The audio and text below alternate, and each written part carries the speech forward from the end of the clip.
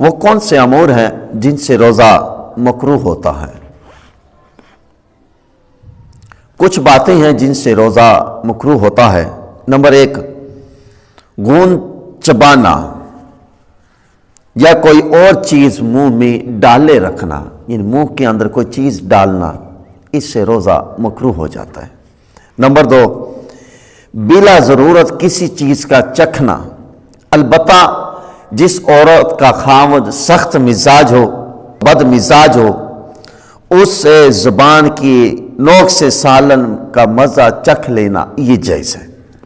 Number 3، کلی یا ناک میں پانی ڈالنے میں مبالغہ کرنا، یعنی کہ کلی کی ہے تو پانی اس کا حلق تک پہنچ گیا، ناک میں پانی ڈالا ہے تو اس کے ذریعے حلق تک پہنچ گیا، اس میں مبالغہ کرنا۔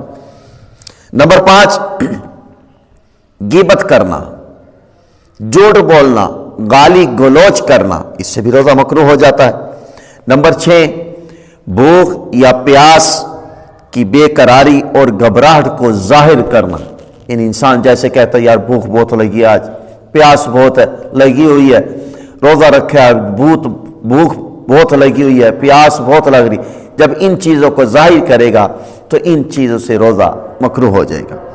نمبر 7، نہانے کی حاجت ہو تو غسل کو قصداً صبح صادق کے بعد تک مؤخر کرنا، یعنی رات کو سویا تو انسان پر غسل واجب ہوا، نہانے کی حاجت ہوگی، غسل فرض ہو گیا، اب اس کے پاس ٹائم بھی ہے، وقت بھی ہے، مگر اس نے غسل کو مؤخر کیا روزہ رکھنے کے بعد تک، تو اس سے بھی روزہ مکروہ ہو جاتا ہے۔